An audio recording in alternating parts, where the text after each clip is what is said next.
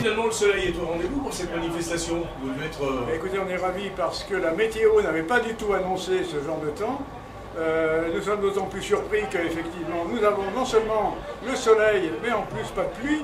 C'est vraiment merveilleux.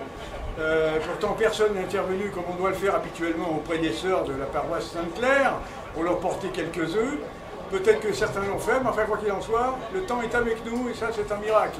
Alors ça veut dire que les dieux aiment sans doute les anciennes voitures. C'est vrai que l'image de la voiture ancienne, effectivement, véhicule beaucoup d'intérêt de la part du grand public, de la part des élus, et également un intérêt des cieux, semble-t-il, puisqu'ils sont avec nous. Voilà. Alors l'idée de cette rencontre, elle est venue de quoi?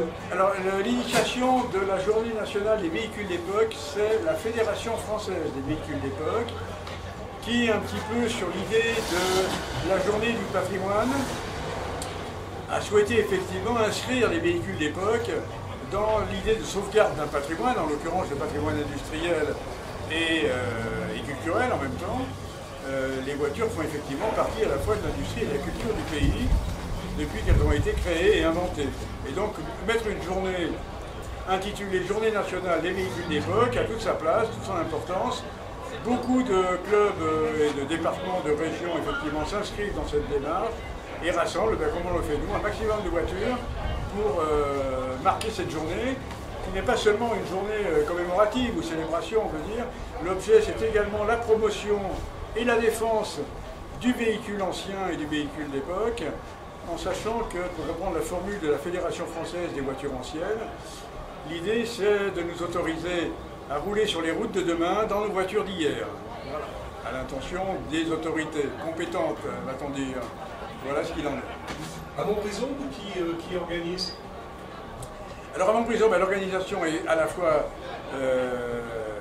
coordonnée par le CARMS, donc nous, le club auto-rétro des Monts du Soir, comme son nom l'indique, et puis on est aidé en cela par le comité des fêtes de Montbrison qui vient nous aider sur un certain nombre de points de techniques, pratiques, infrastructures et choses comme ça. Voilà.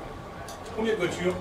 Alors on espère en avoir à peu près 400, on n'y arrivera peut-être pas, on en a eu 250 à peu près qui sont passés l'an dernier pour la première édition.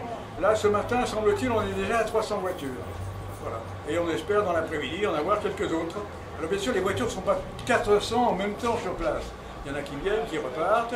On a des promenades organisées avec un roadbook pour ceux qui le souhaitent, des petites balades de 40 ou 60 km. Donc les gens vont faire leur promenade et reviennent boire le verre de l'amitié ou cacher une petite route dans le coin pique-nique dans la salle qui leur est réservée ou le petit repas chaud que notre ami Étienne Place du Carré des Lys leur a préparé. Voilà.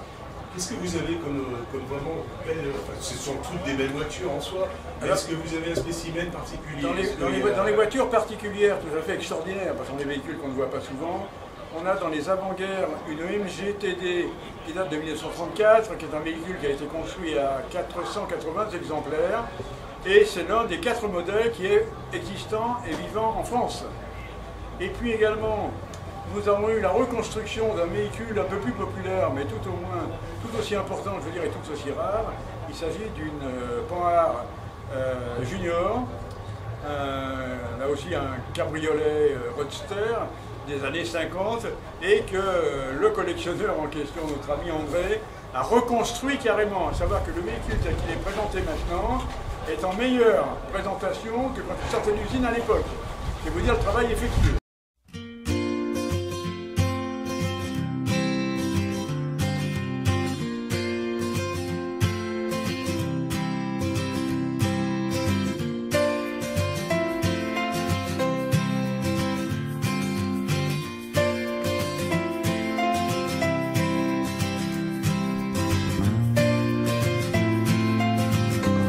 Ensuite, le CARM s'organise chaque année 4 rassemblements informels, on va dire, de rencontres de voitures anciennes.